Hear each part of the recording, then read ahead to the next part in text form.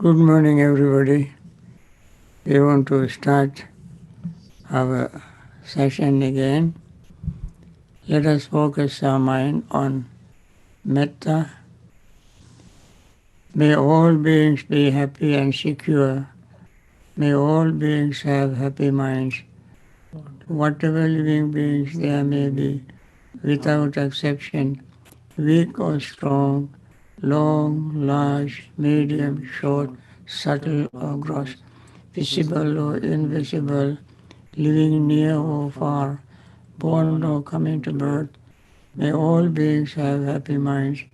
Let no one deceive another, nor despise anyone anywhere. Neither from anger nor ill will should anyone wish harm to another. As a mother would risk her own life to protect her only child, even so towards all living beings, one should cultivate a boundless heart. One should cultivate for all the world a heart of boundless loving friendliness, above, below, and all around, unobstructed, without hatred or resentment, whether standing, walking, sitting, lying down, or whenever awake.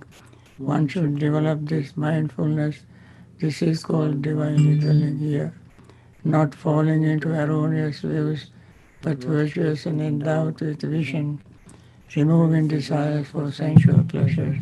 One comes never again to birth in the womb. With this metta thought in mind, let us start our practice. And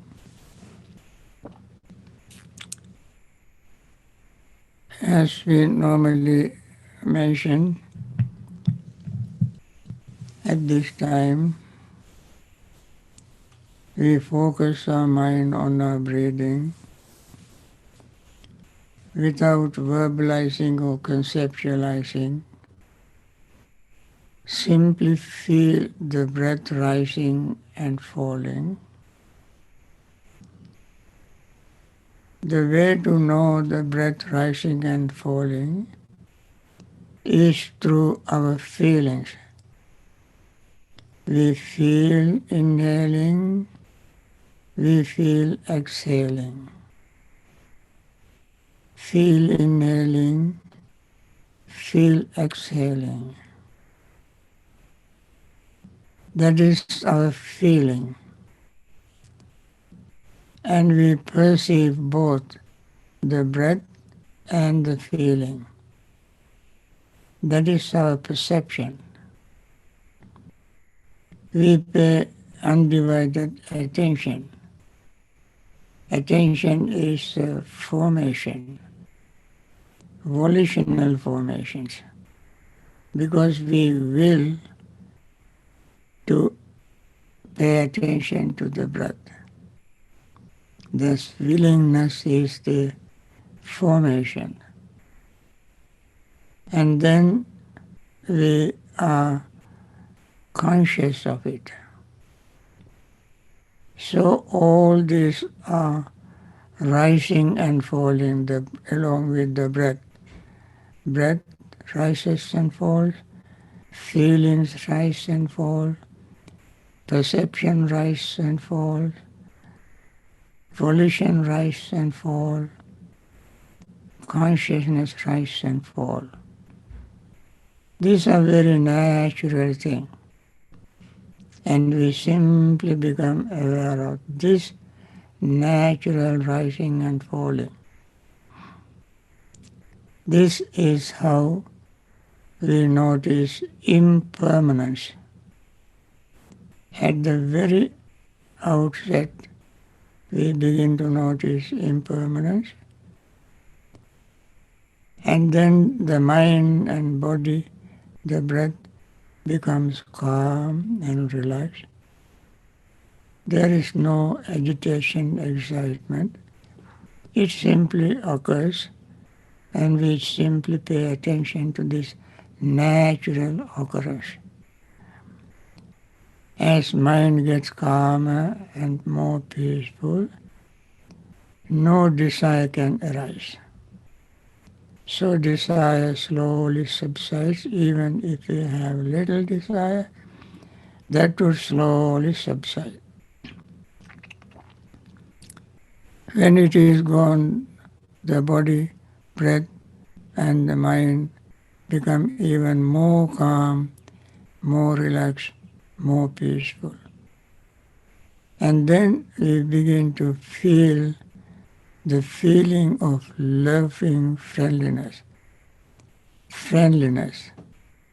Because this is very universal fact that all living beings experience. The common denominator of all living beings. In that respect, we all are one. Just like I like peace, happiness, free from sickness, others also like to live in peacefully, happily, without sickness. In that respect, we feel friendliness towards all living beings. Then our resentment or anger fades away. When these two hindrances disappear, the body, mind, and the breath becomes even more calm, more relaxed. Very good situation for sleepiness to arise. When sleepiness arises, we normally welcome sleepiness because it is very sweet. In poetic language, they call hugging the sleepiness deity. But it will not bring us new insight. It rather defeats our purpose. So we want to arouse our energy to get rid of this sleepiness. That is the second kind of effort to overcome unwholesome mental state. Sleepiness is not wholesome, that is unwholesome. So we want to overcome sleepiness. And then the mind can fall into the other extreme of restlessness and worry. Restlessness and worry can arise in the mind because of our way of thinking of the past or of the future. Things we have done incorrectly or incompletely in the past can arise in our mind, or our future planning can arise in our mind. Both are agitating, making us restless and worry. Again, we have to overcome that by bringing the mind to the present moment. It is very much like when someone has bipolar, you have to take a medicine. If the good emotion goes way up, in order to bring it to the current moment, you have to take a medicine. Then it may go way down, depressed. Then you have to take another medicine in order to balance.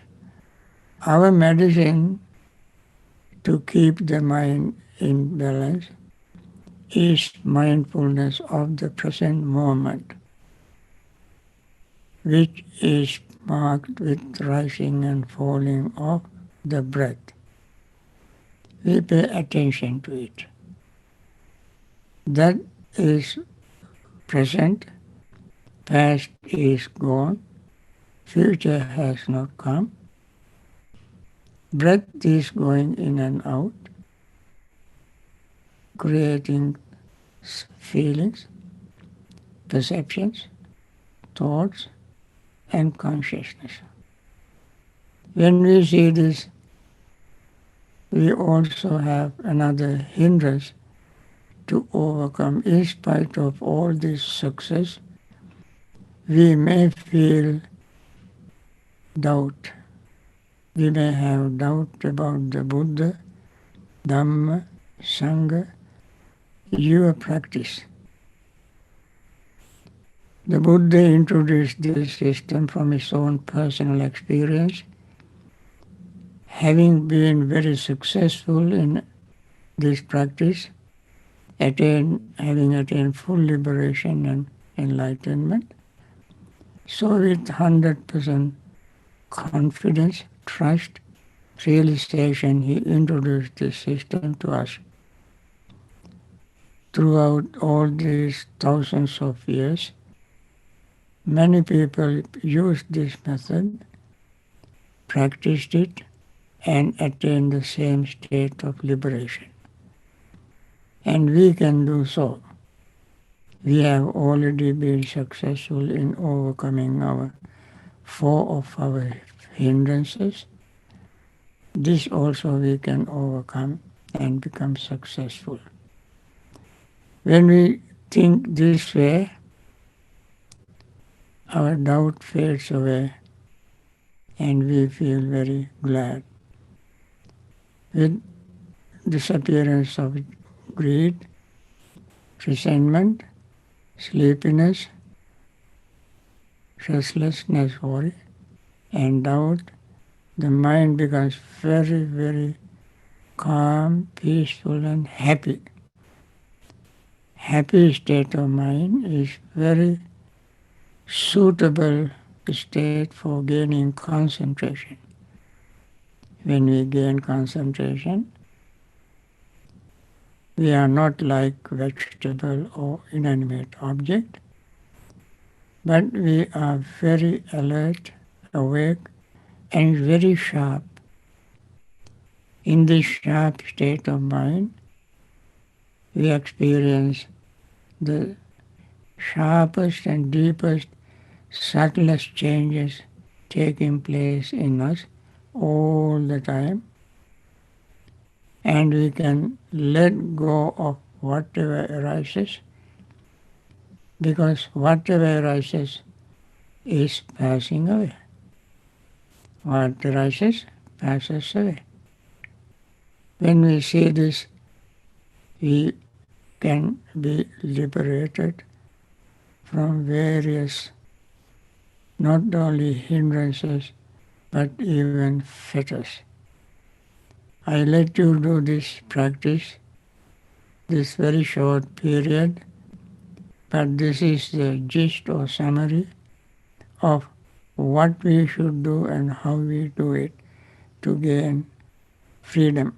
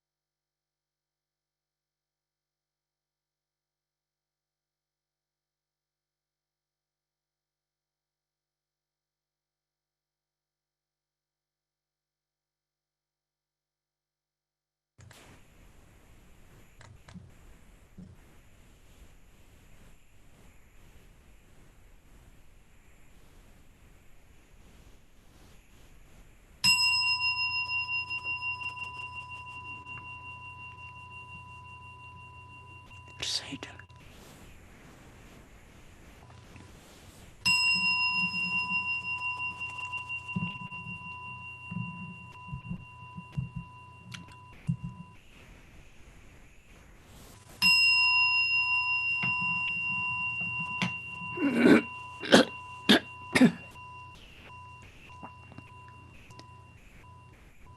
By means of this meritorious deed, may I never join with the foolish.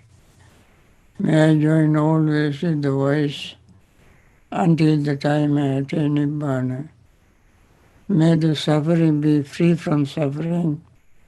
May the fear-struck be free from fear. May the grieving be free from grief. So too may all beings be. From the highest realm of existence to the lowest, may all beings arisen in these realms, with form and without form, with perception and without perception, be released from all suffering and attain to perfect peace.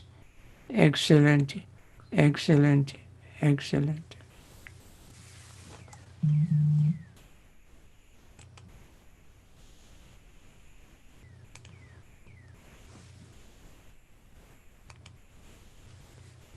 Friends, it is time to answer your question.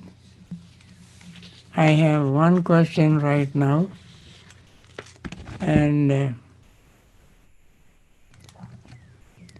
this question is, are the four nutriments the source of craving? It should be the other way around. Craving is the root of four nutriments.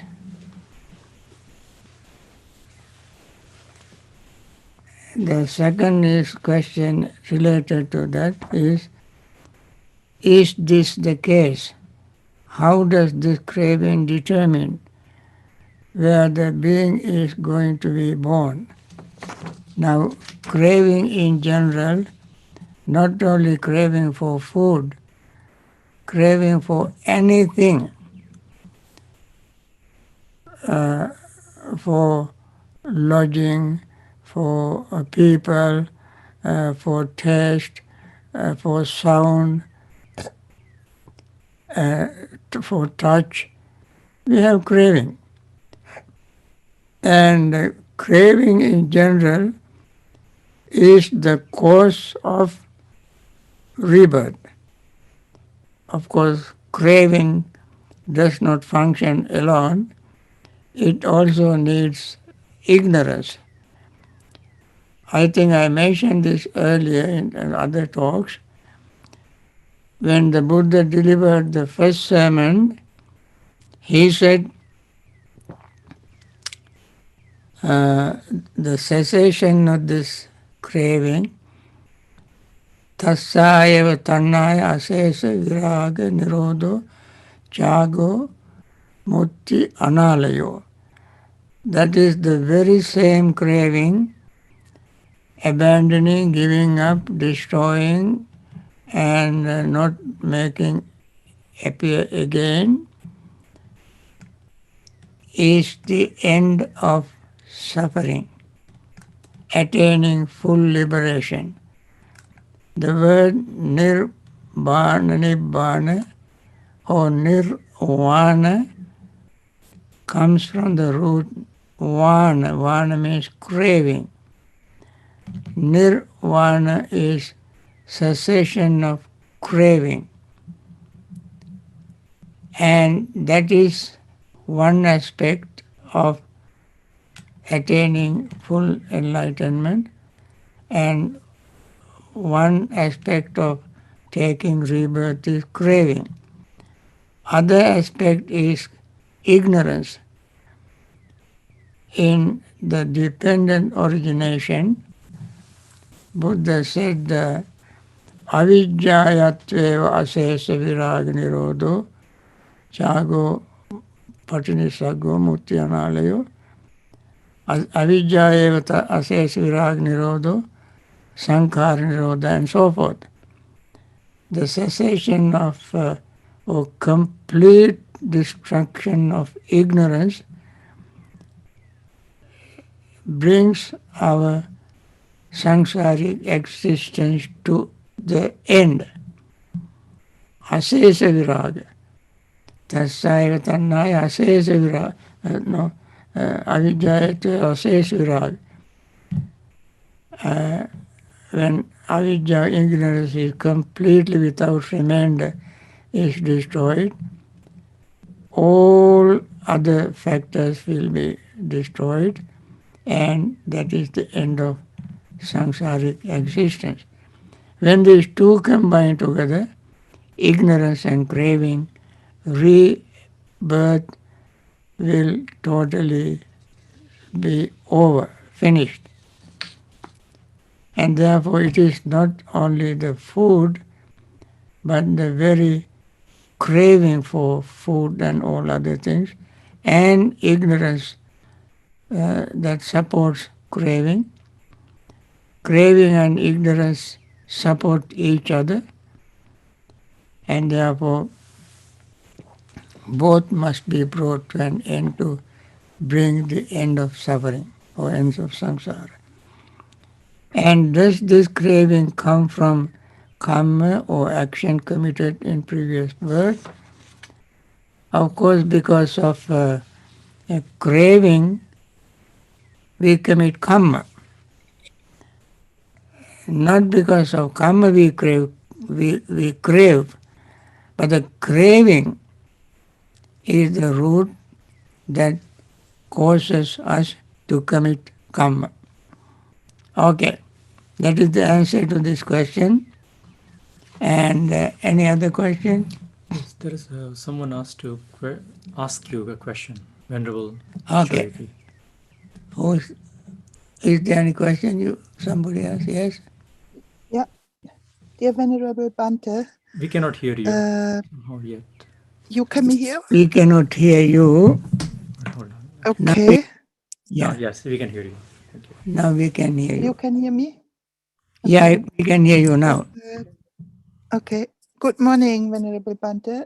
Yesterday you said the material nutriment is changing in something ugly, very ugly, 100%. So my question is, the other three nutriments, are they also changing in something very ugly? Exactly. Everything is changing, not only material food, but all other nutriments change. I will talk about them in more details from next week. Okay? To give a short answer to your question, I must say yes, they also change. Thank you very much. You are welcome. In something very ugly. Yes. Okay, thank you very much. Yeah, okay. Another question. Is there any question? Yeah, and so yes, one more is like a question, but I think you have already answered about. It's also regarding to the consciousness about whether it's changing and what mental state with consciousness. Is it a state of consciousness of nibbana also changing? How is it discerning? So it's different, but I think we will answer it in future. Another is related to the practice related. What is it? Another is related to practice related. What is the difference between vijnana and yoniso manasikara? Right. Vijnana and yoniso manasikara. You need vijnana to have yoniso manasikara. Mindful reflection or thinking wisely, reflecting wisely. Without consciousness, you cannot do anything. If you do anything deliberately, consciousness is. If something happened to you, you are not conscious. They happen naturally, like your blood circulation and inner changes of exchanging oxygen with carbon dioxide and cellular changes inside. All this happen very naturally without your awareness. But when you become mindful, that is yoniso manasikara, mindful reflection or wise reflection, or reflection from the root. Root, yoni is the root, the origin, beginning of birth. So from the root of something we might become mindful, meaning from the very beginning of something. For instance, when you speak very harshly, what is the root of that harsh speech? There's a root, unwholesome root. Anger, resentment, dislike, disappointment. You can use many words. That kind of unwholesome, unpleasant mental state is the root of your harsh speech. So when we mindfully look at yourself, you see this harsh speech arises or started in the mind because of my resentment, anger, disappointment. If I have, on the other hand, friendly thought, kind thought, a thought of friendliness, what you call root of friendliness, that's called avyapada, root of compassion, I would speak very gently, kindly, meaningfully, in a friendly way. If you are confused and speak with confusion, that moment you have the root of confusion, delusion, that moha. When you speak very clearly, at that time the root of that clear speech is wisdom, clarity, amoha, no confusion. So when we see the root, what you should do after that is that you nourish, you nip in the bud the unwholesome root. Nip in the bud. Get rid of it right then and there, using your mindful effort. Effort number 2. Most of the time we have to use effort number 2. Effort to overcome arrogant, unwholesome mental state.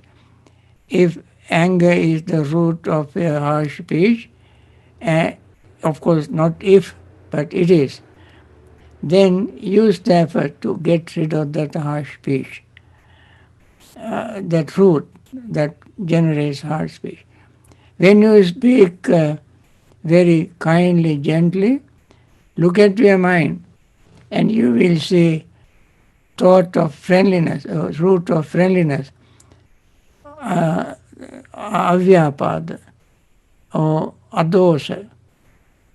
So we nourish, then we arouse the fourth effort, that is to maintain, support, sustain that wholesome root. You see, we make effort to overcome unwholesome root and make effort to arouse wholesome root and sustain and nourish the wholesome root. That is how we develop our mind to make us peaceful and happy. That is the function of yoniso manasikara, mindful reflection. I told a simile that I not invented but from the Buddha. Simile is when you throw a rock or stick in front of a dog, dog will run after the stick or the rock. Then he either bring it back to you or he will keep biting on it. So he goes after the stick. If you throw a stick to a lion, lion will not go after the stick. Lion will go after you. Lion would not want to know the root. Where did it come from? Who sent this? So he goes to the root and bite the root, destroy the root, kill the root. Similarly, when we are mindful, the mindful person goes to the root of problem or wholesome thing. If it is a problematic root, unwholesome root, we nip it in the bud. If it is a wholesome root, we nourish it, support it, pour more nutriments, no fertilizer to grow it better. So we have, if we remember this, you will not forget the meaning of mindful reflection or yoniso manasikara. Okay, another question. How can one should cultivate strong determination toward practicing Dhamma? I think that also very good to make very strong determination to practice Dhamma. One must first understand that one has suffering. One must understand that one has suffering. You know, when animals suffer, they simply go looking for a shady place, hide somewhere, or run away, and things like that. We human beings, when we understand that there is suffering, we don't do that. We cannot hide here and there, but we try to find out the root cause of this suffering. And therefore, someone who wants to practice, arouse their energy, make the determination, one must say, I have suffering. My life is very short, even though I live even 100 years. That is not very long compared to the samsaric length of samsara. The repetition of birth and death is so long. One life is not very long. Even if I live that long, life is very short. And in this short life, I must try to get rid of this suffering. I have suffered enough in samsara. I gave 10 similes from Samyutta Nikaya the other day when I was talking on dukkha, suffering. So many times we were born in the similes, so many similes. The tears we have shed over the death of our mother, one mother, is more than the waters, all the waters in the ocean. Tears we have shed over the death of our father, our brother, our sister, take one by one. For each of them, we shed so many tears over the death of each of them separately. Each time we shed tears for each person is more than the waters in the 4 oceans. Similarly, number of times we were killed by others, cutting our throat, hanging us, and so forth. If we take one of such a punishment, such a attack, that we died, is much more than the sand in the entire world. So many times we have been killed. and so forth. We think of this suffering we all have had in the past is endless. And therefore, this is how we have to think to arouse our spiritual urgency. Spiritual urgency is called Dhamma Samvega. Pali word is very meaningful. Samvega means speed. Speed. Samvega means additional speed. High speed. High speed. No speed limit. Go beyond speed limit. You don't get a ticket. But you have to accelerate your practice. I should not stay lagging behind. I want to end this suffering, and therefore I must practice this. What do I practice? What kind of Dhamma? Right Dhamma, Sad Dhamma. What is in Sad Dhamma? For Noble Eightfold Path. That is Sad Dhamma. In the Noble Eightfold Path, we have three main factors to keep in mind all the time. Right understanding, right effort, and right mindfulness. Understanding, effort, and mindfulness. Everything else will fit in as we keep practicing these three.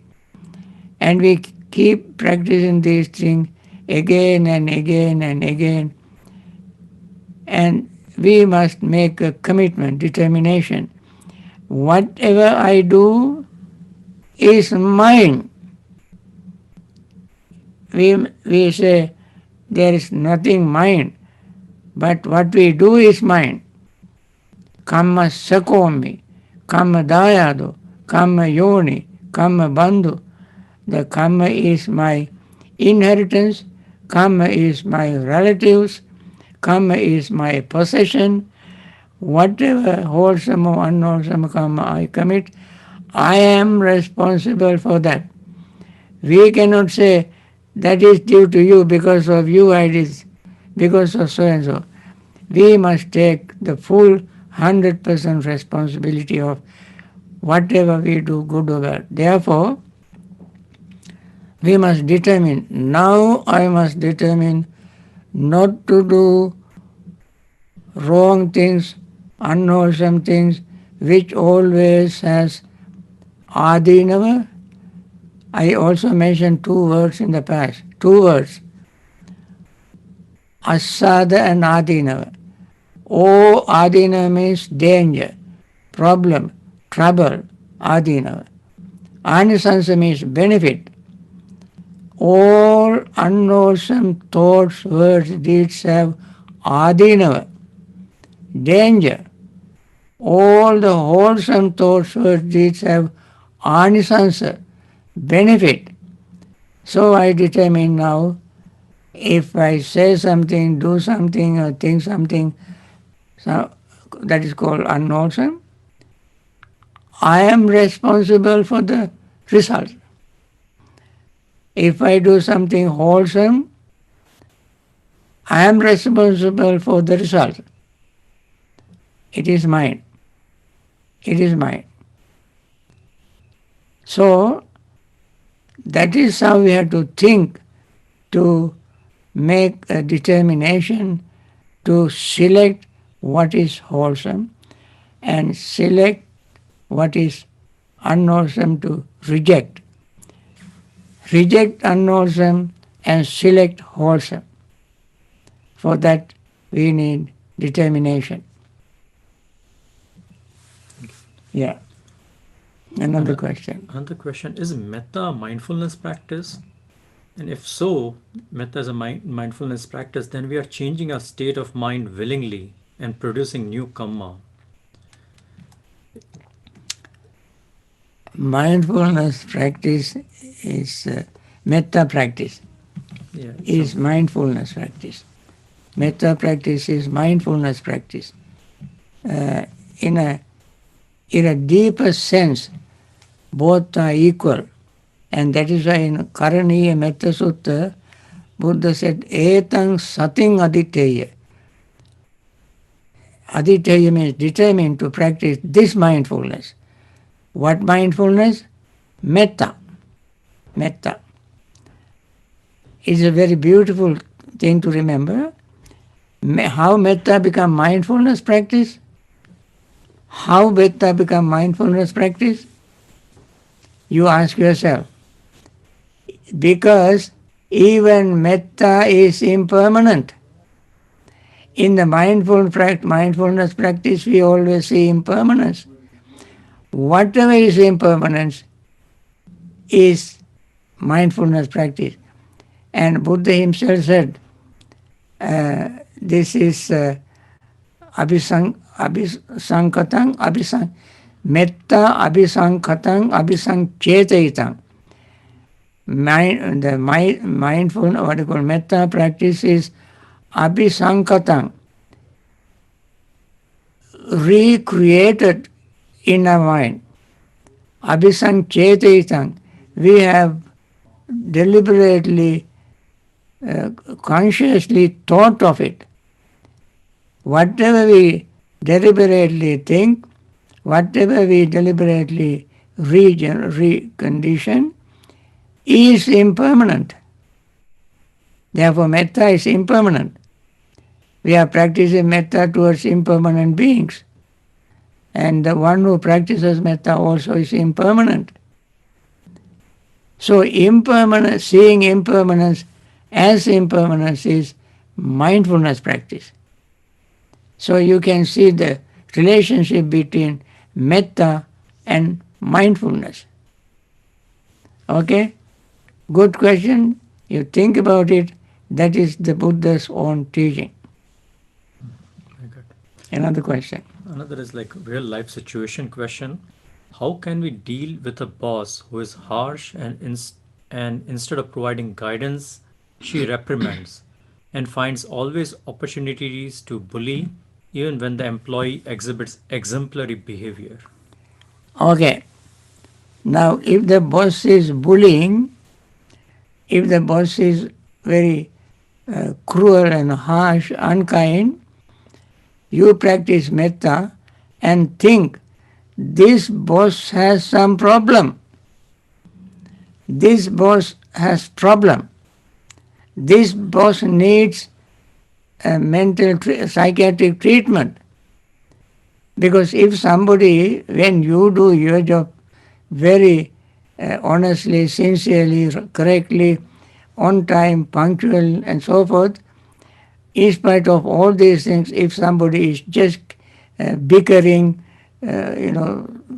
becoming harsh and too unkind, that boss needs some, to become a boss, you need all kind of other qualification, not the development of your mental mind.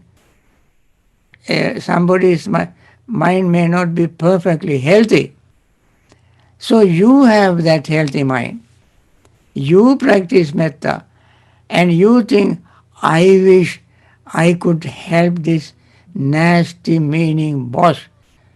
I could help this. You develop your compassion. You develop your metta.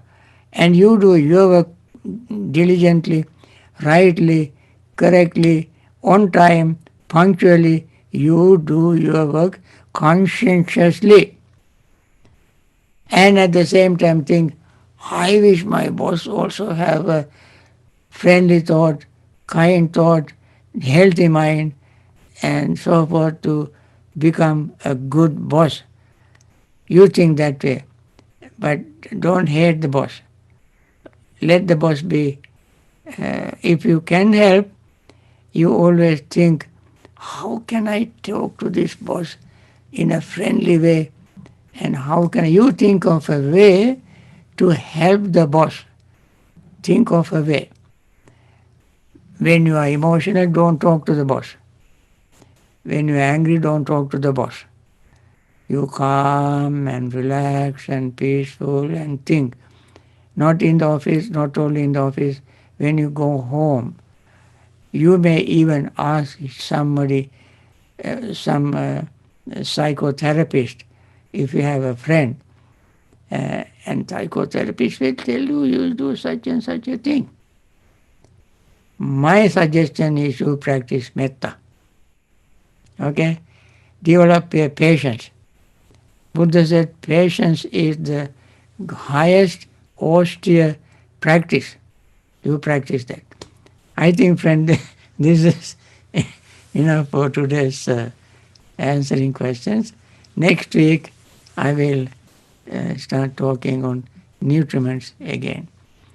May all those who are in hospitals be very quickly, recover very quickly and return to very normal health, continue their Dhamma practice, be free from all kind of suffering.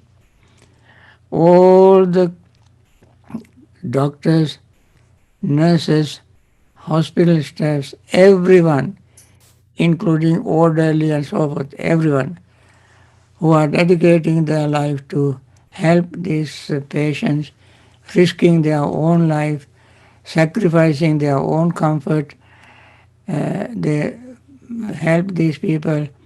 May they continue their very wonderful service without being affected by any of these sicknesses, including COVID virus. And also the people who have lost their loved ones, grieving for over their death, may they be free from grief and live long in very, very good health.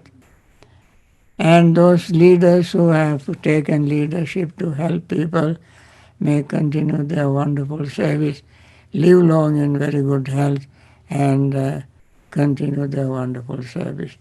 Those generous people who have generously contributed these organizations, individuals, projects to help these people in many ways, may they live long in very good health without being affected by this nasty COVID or any other sickness. Overall, friends, you all are doing wonderful thing. I'm sure your intention also is to help people, and therefore you are also a part of this very wonderful family of benevolence, of family of goodwill, and may you all live long in very good health and peace. Thank you. Thank you, Bhante. Thank you, Bhante. Thank you, Bhante.